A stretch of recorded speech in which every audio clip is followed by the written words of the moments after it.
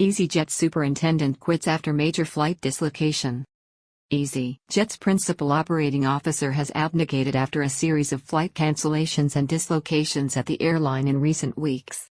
The airline said Peter Bellew had left to pursue other business openings and wished him well. It comes after thousands of EasyJet breakouts have been cancelled, some at short notice. Trade union Unite last month blamed the lack of leadership at the airline and prompted Mr. Bellew to take control. Publicizing Mr. Bellew's abdication, EasyJet Principal Superintendent Johan Lundgren said the airline was absolutely concentrated on delivering a safe and dependable operation this summer.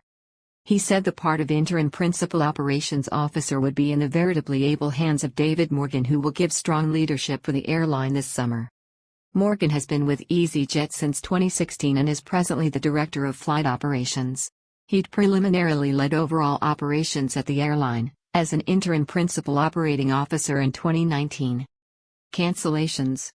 The aeronautics sector exfoliates thousands of jobs during the epidemic but is now floundering to meet the answer in demand for trips. EasyJet has been one of the worst hit for cancellations in recent months. It has removed thousands of breakouts, including numerous on the day they were due to depart.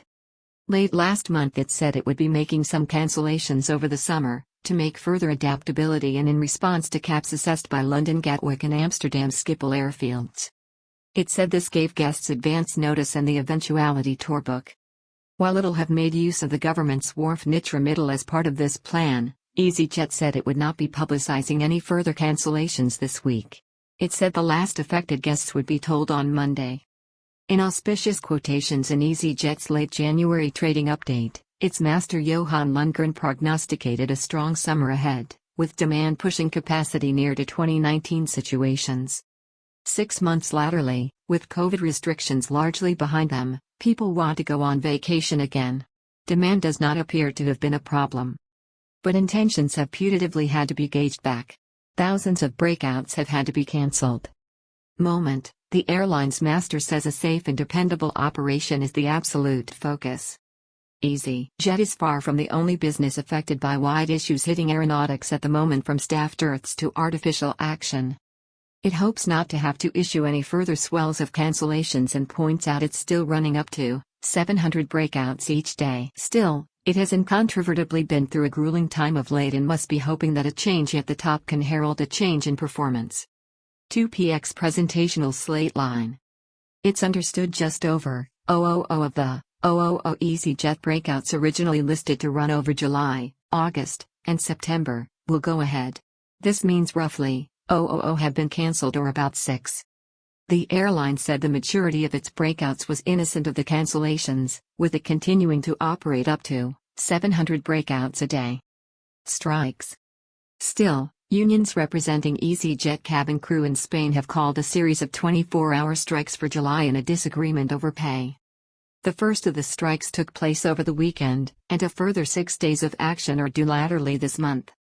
Shares in EasyJet, which had fallen back to the lows of March 2020 at the launch of the epidemic, were trading down nearly 3 after news of Mr. Bellew's departure, making it one of the biggest fallers on the FTSE 250 indicator.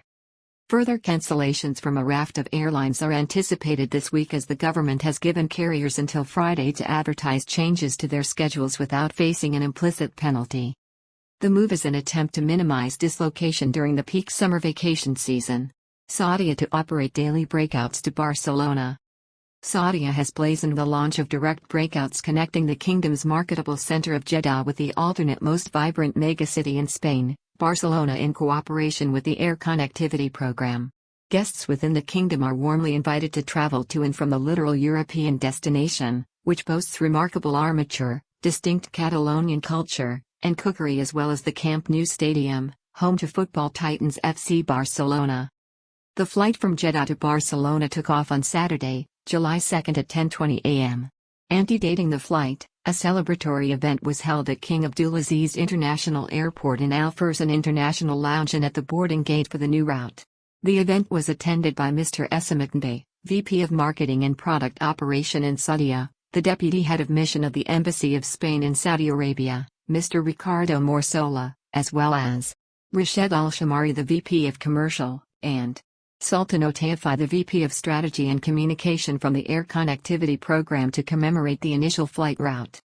After the seasonal operations and starting on August 30th, the route will come to a listed flight doubly daily in collaboration with the Air Connectivity Program. The advertisement of SAUDIA's Barcelona route comes in line with a series of new transnational trip routes under the agreement with the Air Connectivity Program. The program is aimed at further supporting the development of the Saudi tourism sector, aligning with the kingdom's objectives of Vision 2030. In collaboration with the program, recently established flight routes between the kingdom and Zurich have been established as well, along with 2 fresh routes to be blazoned at an after date. Esimatanbe, VP of Marketing and Product Management, stated that this collaboration benefits Saudia's strategic ideal of bringing the world to the Kingdom of Saudi Arabia. The directly listed breakouts to and from Barcelona all-time round will increase the tourism and business between the 2 destinations. Sultan Otaifi, VP of Strategy and Communication of the Air Connectivity Program, said this instigative cooperation with SAUDIA enables the kingdom's air connectivity and capacity, furnishing better air trip access to excursionists and supporting the kingdom in realizing its ambitious tourism objectives. Saudia's new route connecting Jeddah to Barcelona will further use the airline's expansive line, feeding guests with a range of accessible check-in styles, high-quality onboard services, and a comfortable flight experience that underlines the flag carrier's commitment to excellence. SAS lines for ruin protection as airmen strike grounds breakouts. Please use the sharing tools set up via the share button at the top or side of the papers. Copying papers to partake with others is a breach of Content and brand policy. Dispatch licensing at Footcom to buy fresh rides. Subscribers may partake in up to 10 or 20 papers per month using the gift composition service. Further information can be set up at https://www.footcom/tour. https://www.footcom/content/79FD34B2B7AC48C8A3016002E6C131189. Scandinavian Airlines has filed for ruin protection as it advised a crippling aviators strike was heightening its long-running fiscal troubles. SAS filed for protection in the U.S. on Tuesday, a process that will allow it to continue flying while it restructures its finances. Shares in the group tumbled nearly 15% to SKR 0.53 by late morning in Stockholm to take its losses for the time to about 60%. Anko van der Werf, the airline's principal superintendent, said a strike by aviators that began this week had accelerated the decision to enter the ruin process after it led to a surge of flight cancellations. The strike has a negative impact on the liquidity and financial position of the company and, if dragged, the similar impact could come material, SAS said in a statement. Van der Werf had advised aviators a day before that the strike was reckless and would put the company's future, together with the jobs of thousands of associates, at stake. Mark Simpson, an aeronautics critic at Goodbody, said about 000 guests were anticipated to be caught up in the strike. The airline has advised it would struggle to rebook all guests on analogous breakouts due to it being peak summer season, he said. Karsten Dilling, SAS's president, said the board had concluded that legal tools are needed to make progress in our ongoing accommodations with crucial stakeholders. The disaffection of artificial relations with aviators came as SAS said it demanded to slash costs as part of a significant restructuring following the epidemic. The warnings over the fiscal impact of the strike also represented the first signs of the damage the dislocation to flying across Europe this summer is having on companies' balance wastes. Please use the sharing tools set up via the share button at the top or side of the papers. Copying papers to partake with others is a breach of Content and brand policy. Dispatch licensing at Footcom to buy fresh rides. Subscribers may partake in up to 10 or 20 papers per month using the gift composition service. Further information can be set up at https://www.footcom/tour.